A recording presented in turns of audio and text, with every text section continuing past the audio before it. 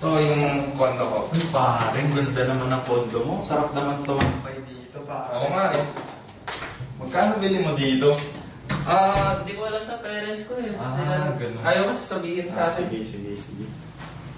Pwede ba tambay muna tayo dito, pre? Wala, wala. May wifi naman. natin. Oo nga, tagal pa to. May wifi naman.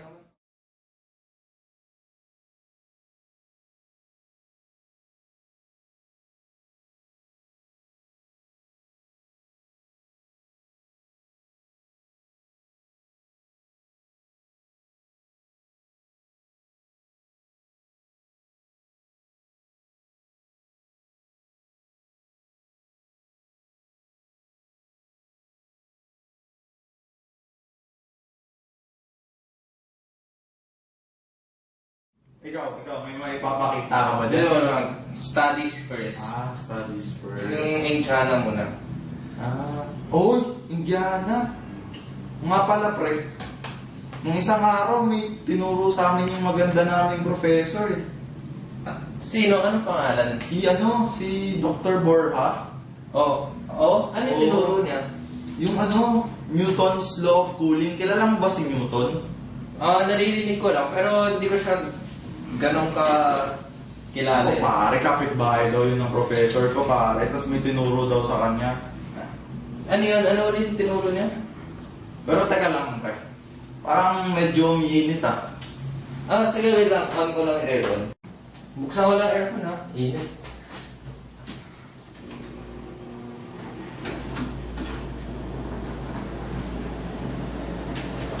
Nice. Uy, ano nga po ulit yung sinasabi mong Newton's Law of Cooling na tinuro ng prof?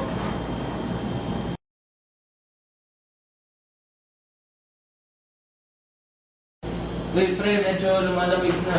Ay, gusto mo bang makita kung ano yung rate ng paglamig ng mga katawan natin? Sige. Ito, Paul, pre. So, ganito yan, pre.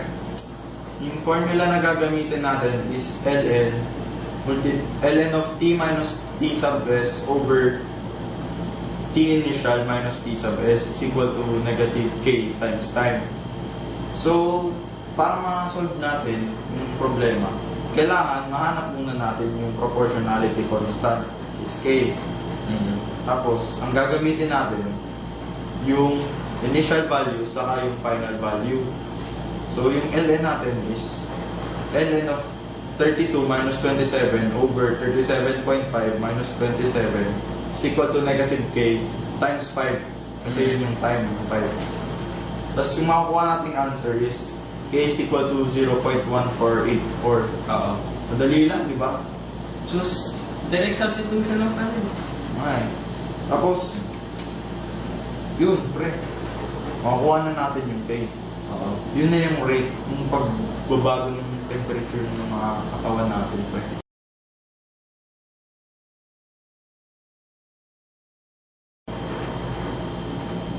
Pre,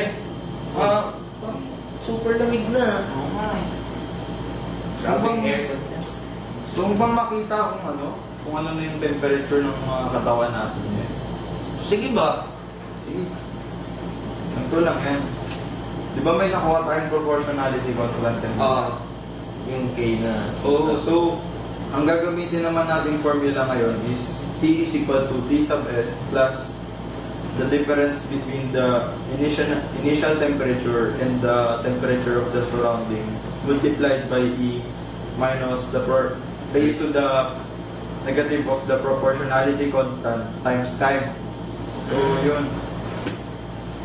Tapos ano yung temperature ng katawan mo ngayon? Siyempre, kung gagamitin natin yung temperature kanina, yung initial, siyempre, yung normal temperature ng mga katawan natin. Tapos, Yun na. ang magiging temperature ng katawan natin after an hour is 31.31 degrees Celsius. Okay. Galing Madali lang, ng diba? Newton's Law of Oo Cooling. nga, galing nga ng kaibigan ni Ma'am. Ayos ah.